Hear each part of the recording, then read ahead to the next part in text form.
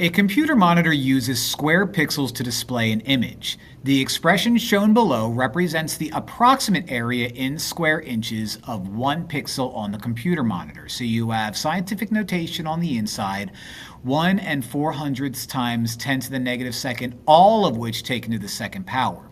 What is the approximate area in square inches of 1 pixel on the computer monitor? So we are going to use scientific notation to help us out here. Okay, and we are allowed to use a calculator. I'm just rewriting what I have, right?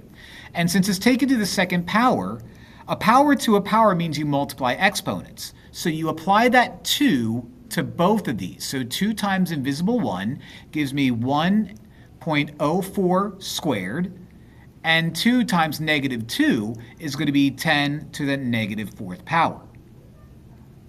Now, you are allowed to use a calculator here. So what we would do is we would type out 1.04 squared into our calculator, see what that gets us. I got 1.0816 times 10 to the negative 4th. Now, even though it says you don't have to keep it in scientific notation, the nice thing about this guy is it is already in scientific notation because this number is in between 1 and 9.9 repeating.